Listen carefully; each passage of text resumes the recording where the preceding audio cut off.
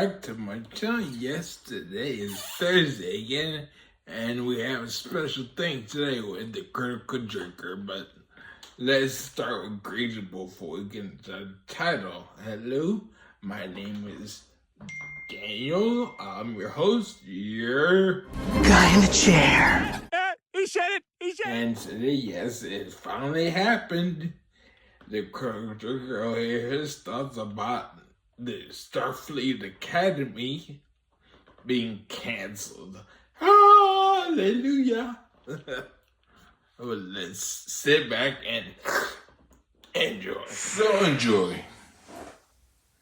No.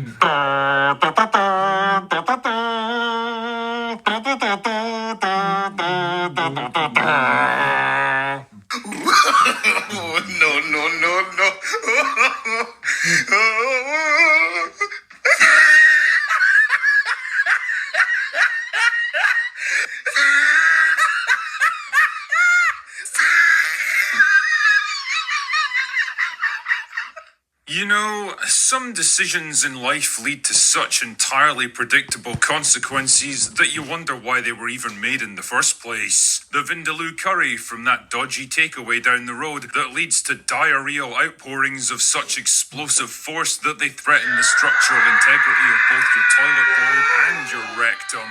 The impromptu game of football in your late 40s with zero prep time that leads to a slipped disc and the grim realization that you definitely haven't still got it. Or in this case, the decision to release a new Star Trek show about an alphabet soup of sassy 20-something women and benignly agreeable pussified men as they enroll in the giant adult daycare center that passes for Starfleet Academy in the minds of modern writers. I think I swallowed my com badge.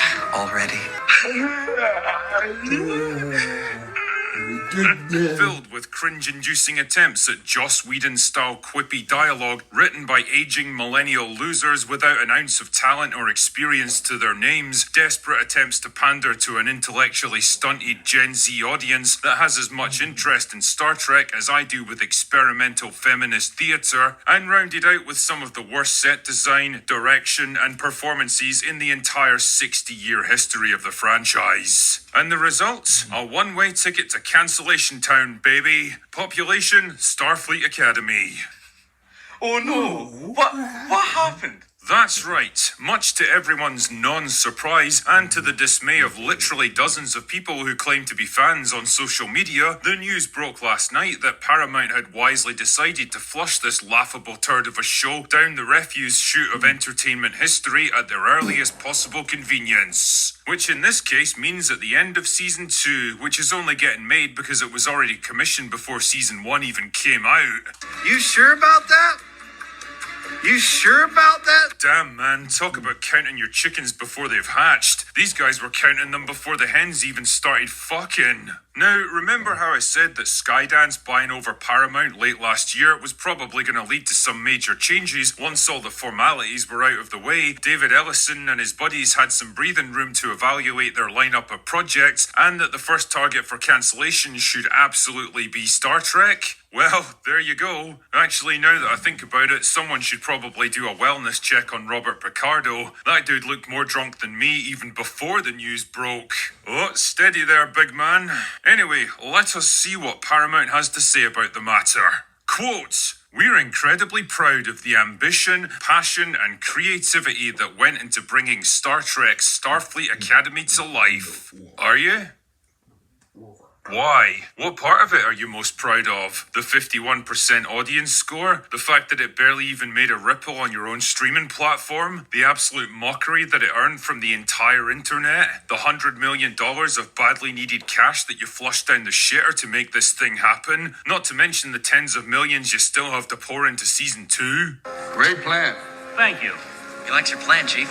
You know, it's worth pointing out that you could have made 6 Godzilla -1s for the cost of just a single season of Academy and still had enough left over to take the entire production team on a 2-week vacation to Hawaii. The series introduced audiences to a bold new group of characters, welcomed familiar faces, and expanded the Star Trek universe in exciting new ways.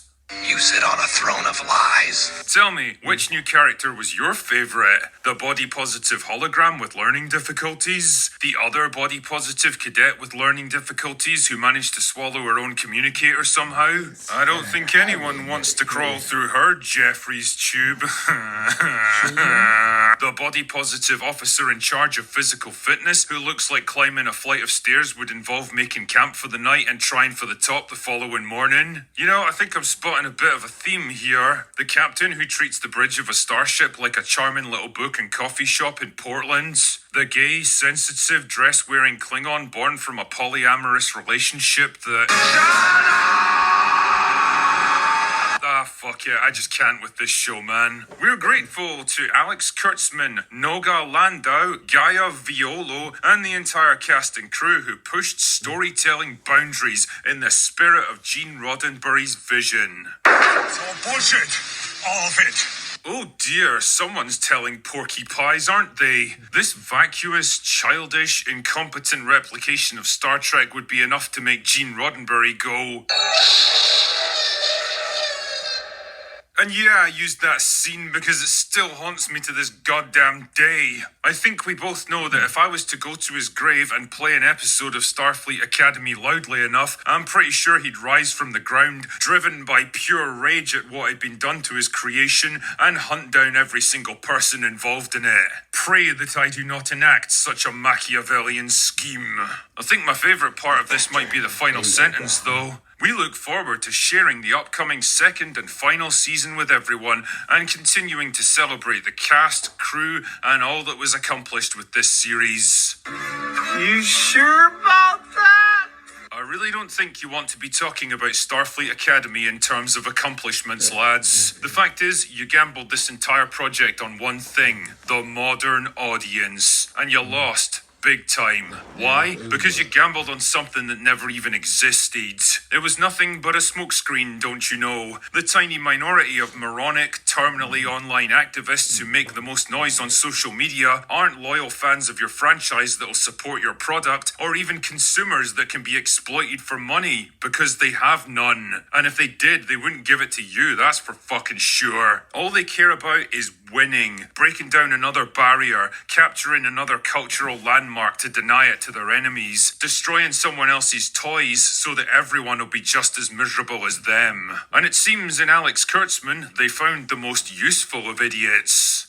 Black Lives Matter, the NAACP. The goal is not really to promote Star Trek, but to promote these organizations and to use our platform to be able to bring greater awareness to these very, very important messages and places. Honestly, if I was in charge of Paramount Skydance, I'd probably Batgirl Season 2 quicker than you could say modern audience. Take the tax right down and save all the post-production costs. I mean, really, considering Season 1 opened to dismal reviews and never even managed to chart, who exactly do you think is going to watch Season 2 of a show that's already been cancelled and therefore has no future? Save the money, save the embarrassment, save what's left of Star Trek's legacy, and just kill this horrifying, misshapen abomination right now. By all accounts, Alex Kurtzman's contract expires at the end of the year, and he's currently in talks with Paramount about his future at the studio. Now, if they have anything even remotely resembling common sense, the only conversation they should be having with him is, which moving company are you going to use to clear out your office, Alex?